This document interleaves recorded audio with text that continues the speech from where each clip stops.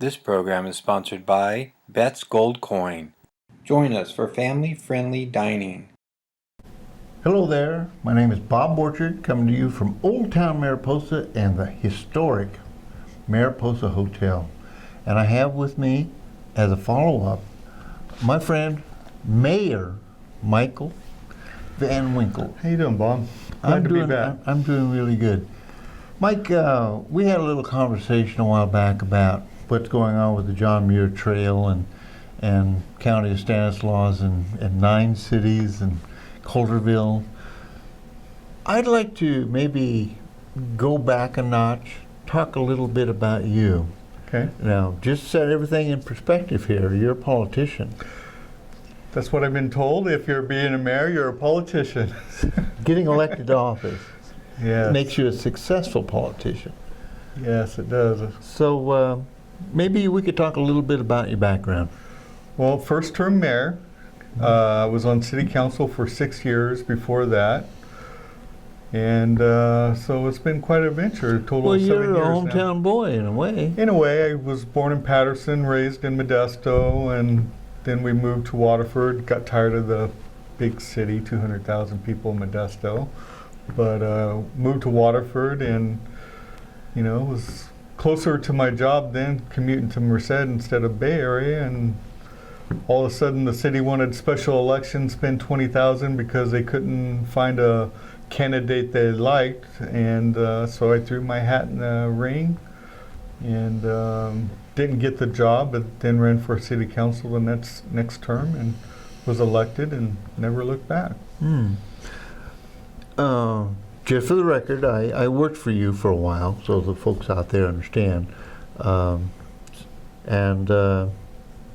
worked with probably one of the most progressive city councils of the 40-some years that I've been doing this. You guys are an amazing group. When you get to be an old man, by the way, we pick the people who we work for. When you're young, you work for somebody who will hire you. Yes. And Waterford was a unique opportunity for me to work with some really progressive people. But talking about a progressive administration, you shared with me off camera some your own personal involvement with what we're doing here, with the river project, with the historic preservation project, our commitment to doing things with kids and in our community. And maybe you can go into that a little bit with me. Yeah, but first I just want to say working with you and the City of Waterford, and my own personal opinion, is probably one of the more progressive cities that there is. I mean, we've done the general plan update and award-winning general plan, and the city just spent almost $2 million putting solar on all their city structures, and it's enough to pay the financing. So we've done some quite remarkable things. But getting back to your point, it's like I grew up along the Tuolumne River. When I was a youngster, I worked for M&ET Railroad, and we did a lot of work down along the river bottom and stuff, and fish and hiking along the river and stuff. And being an outdoors guy, I really enjoy the river. And that's kind of at first when John Muir Trail, the renaming of the highway and stuff, I was like, well, what benefit there is. And then I got to meet Ken and Terry, who is one of the founding... The Polvinos, and Monty, and they shared the vision. And then you start peeling back the layers of this, and the education value and the historical value, along with the geotourism, you start seeing the benefits of what it could do for the city of Waterford, Coulterville, our young kids, how to appreciate the environment that we grow up in, being along the river. And I just find that the opportunity is limitless. I think that the point I want to make is that having worked with that city council for 11 years, the character, the quality of the people who get elected to office, to run for office in that city, is unlike many of the cities I've worked with over the years. The commitment, the personal commitment that you have to the city, to its culture, that's really important. And so when you talk about the city doing these things. These are you doing Yeah. these things, and I think that it's important to bring that out. And you're just one of 5 council members. One of 5 council members, that's correct. But to speak to that, is the commitment has been great. I mean, we've all had going back to Chuck Deshanes, who was our city administrator at that time, the city manager. The city council, no matter what the turnovers, carried that vision. So even though we've had council turnovers and stuff, we've all had the same agenda and what's best for the city. And that speaks volumes for the city of what we're able to do as a city, and the volunteers that we have that help us in our city. So, You know, I know a little bit about the volunteers you have in your city. And for people who don't live in Waterford to go to the some of the community events, like you have something coming up this Halloween that is a showstopper. our trunk or treat, which I think this is the 3rd year, maybe 4th, but it's so successful that they cannot keep enough candy. People don't go out into the neighborhoods anymore. No, people commute to Waterford. They do. They come from out of town to come They to do. Waterford because this is such a great community social event, and this is I won't say it's spontaneous. It's a volunteer effort, but people in the community came together and put this event together, and it is incredibly creative. People put a lot of energy into the costumes and the presentations, and we shut down downtown. Shuts down downtown, and the storefronts are getting involved now and decorating their storefronts. And for the people that don't know, they back their car up and they decorate their vehicles, and the kids come up and trunk or treat out of the back of vehicles, and the people dress up in costumes and stuff, and they go down one side of the road and back down the other. And it's such a big hit. I mean, I couldn't tell you how many pounds of candy that's given away. But everybody's like, And you have entertainment. And we have entertainment, yeah. And you have another community festival kind of event. The Heritage Days. Heritage Days. That goes back quite a few years. We have every May the Heritage Days. That's always a great time too. Yeah, Um, it is.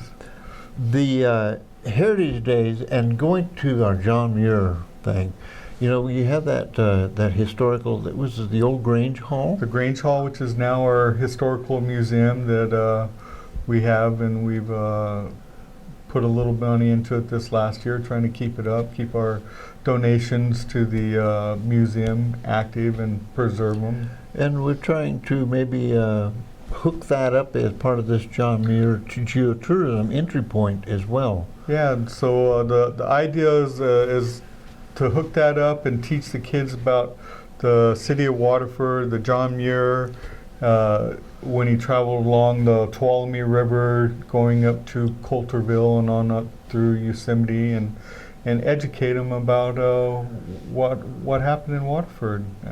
We're losing a lot of the historical buildings, so we have one that dates back to the 1880s, which is the old Ace Hardware downtown on F Street, but Right. we've lost a few of the old historical buildings. So I believe it's, you know, in our nature to try to preserve what we can so we could teach the younger generation. Connect the dots with our roots. Yeah. Talk a little bit about the river, and then I'm going to let you go home. I know you drove a long way to come up here to Yeah. Mariposa to be on the show with me today, and I really appreciate that. But our river is kind of a special thing. I say our river. The Tuolumne River. The Tuolumne River. And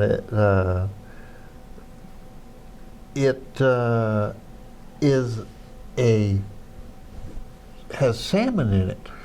It does. All the way up, they go all the way up to LaGrange when they spawn and stuff like that. So they run quite a ways from the Pacific Ocean all the way up that river.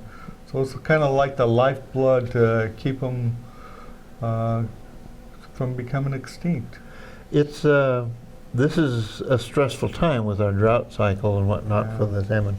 But I remember the first time I came to Waterford and standing on the bank, and you know, I've done a little fishing in my day, and I'm looking down there and I thought, those rocks are moving.